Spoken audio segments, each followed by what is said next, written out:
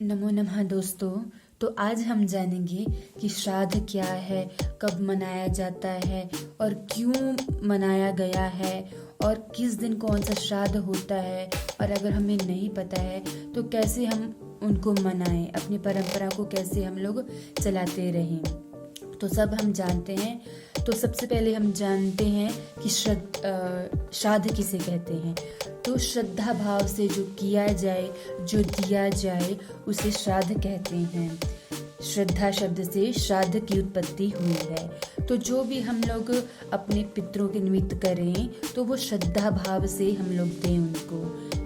और रही बात कि कब से मनाया गया, तो इसके विषय में पुराणों में कथा प्रचलित है महाभारत में कि जब कर्ण वीर गति को प्राप्त हुए तो वे जब स्वर्ग में गए तो उनको वहाँ पर सोना ही सोना दिया जाता था, पूरे दिन रात, सुबह शाम।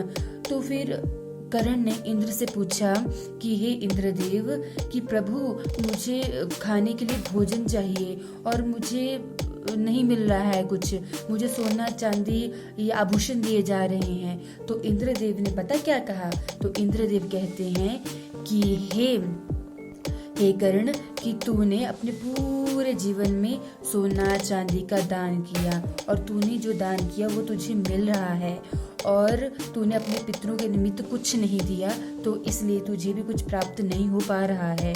तो उन्होंने बोला कि मेरे पितृ और तो मुझे पता नहीं है कि कौन थे, तो मैं फिर मनाता कैसे उनका श्राद्ध करता।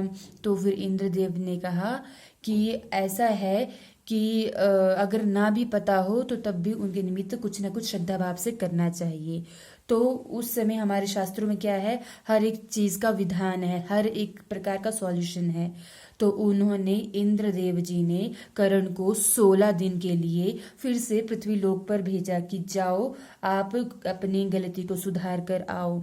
और वो 16 जो दिन हुए, उन्हीं 16 दिनों पे उन्होंने जो किया वही हमारा पितृपक्ष कहलाया। तो इस प्रकार से तब प्राचीन काल से ये चलते आ रहे हैं। तो आज यानी 10 सितंबर से ये श्राद्ध शुरू हो रहे हैं और ये है 25 तारीख तक। तो प्रतिपदा का श्राद्ध मनाया जाता है। सबसे पहले प्रतिपदा का अर्थ है सबसे पहला श्राद्ध। तो हम जानते हैं कि जो बुजुर्ग होकर मरते हैं, जैसे जो वृद्ध हो गए हैं, जिनकी आयु 50 वर्ष से ऊपर है, तो वो उस श्रेणी में आ जाते हैं। तो जो वृद्ध लोग, आपको पता है कि हाँ वो वृद्धावस्था में मृत्यु को प्राप्त हुए हैं, तो आपको उनकी तिथि नहीं पता है, सिर्फ इतना पता है कि वृद्धावस्था में वो पूरे हुए हैं, तो उनका श्राद्ध प्रतिपदा तिथि को अर्थात पहला श्राद्ध मनाया जाता है।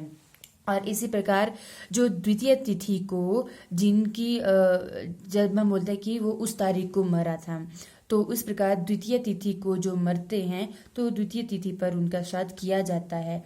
और इसी प्रकार तृतीय तिथि को जो लोग मरते हैं उनका तृतीया तिथि पर श्राद्ध किया जाता है।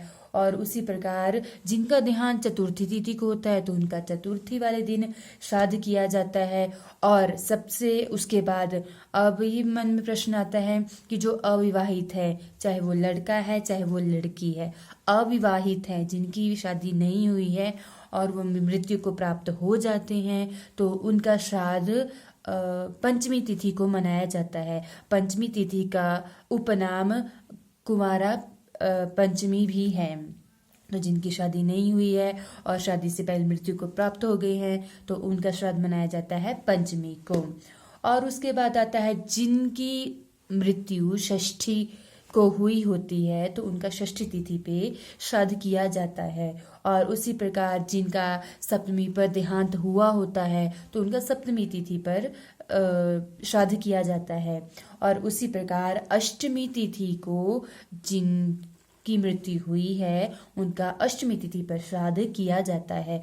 और उसी प्रकार जैसे पंचमी तिथि को किनका होता था, जिनकी शादी नहीं हुई है, और अष्टमी हाँ, और नवमी तिथि को जिनकी शादी हो चुकी है, जो सुहागिनें थी और उनकी मृत्यु हो गई है, और जो माताएं हैं उनका श्राद्ध नवमी तिथि को किया जाता है। और नवमी तिथि को, नवमी श्राद्ध को मातृ श्राद्ध भी कहा जाता है, क्योंकि इस दिन विवाहिता और माताओं का श्राद्ध किया जाता है।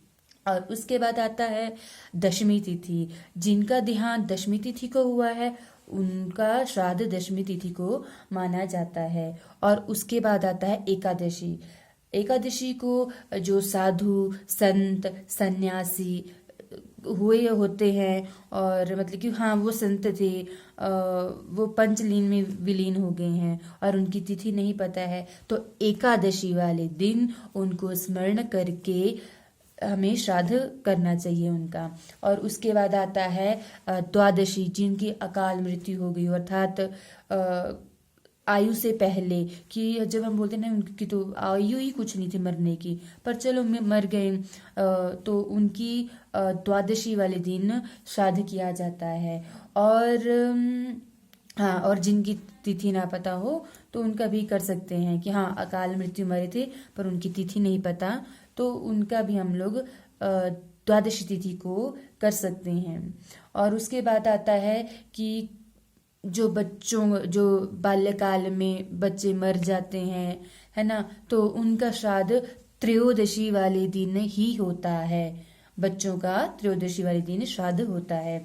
और उसके बाद आता है कि जिन लोगों की मृत्यु किसी दुर्घटना में, एक्सीडेंट में या गंभीर बीमारी में, जैसे कोरोना काल में बहुत से लोग मरे, और जिन्होंने खुदकुशी कर ली है, कुएं में छलांग मार के मर गए हैं या कुछ भी, है ना, तो उन लोगों का चतुर्दशी वाले दिन श्राद्ध किया जाता है।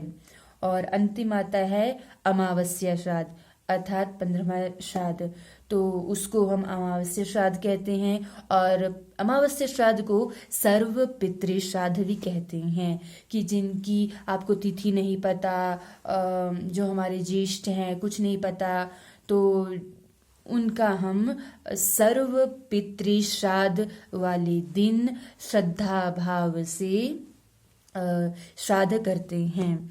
और श्राद्ध करना चाहिए, चाहे पता हो चाहे ना पता हो, चाहे आपके पहले वाले जो बड़े सास ससुर माता पिता करते हैं नहीं करते हैं, अगर आपको इन बातों का थोड़ा सा भी ज्ञान है तो ज़रूर करें, क्योंकि जो हम देंगे और वो हमें प्राप्त होगा।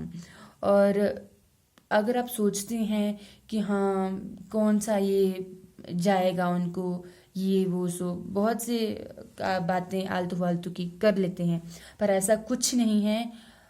लेने का भाव नहीं रखना चाहिए, देने का ही भाव रखना चाहिए। और पितरों का हमेशा कहते हैं ना 3 ऋण होते हैं, पितृ ऋण, ऋषि ऋण और मातृ पितृ ऋण, और कौन सा तीसरा, देव ऋण। तो पितृ ऋण यही है कि उनका बनाया, उनके ये संस्कार से ही हम लोग आज यहाँ पर हैं जैसे भी हैं। तो अगर हम उनके निमित्त कुछ करते हैं, तर्पण करते हैं, श्रद्धा भाव से करते हैं, तो वो हमें ही आशीर्वाद देते हैं। ऐसा नहीं है कि हाँ रखते हैं, जो हम उनको नमन से प्यार से करते हैं वही हमें मिलता है और वो हमें आशीर्वाद देते हैं। तो इसलिए ये जो श्राद्ध हैं ज़रूर मनाएं, श्रद्धा भाव से मिलाएं। और फिर मिलेंगे हम फिर एक नए विषय को लेकर। और हाँ, अगर किसी का प्रश्न है इस विषय से संबंधित, श्राद्ध विषय से संबंधित, तो आप कमेंट में प्रश्न लिख सकते हैं और मैं अपने गुरुजनों से पूछ कर बता सकती हूँ विद रेफरेंस। अगर कोई ऐसा प्रश्न होगा तो लाइक करें, शेयर करें और प्रेम करें। धन्यवाद।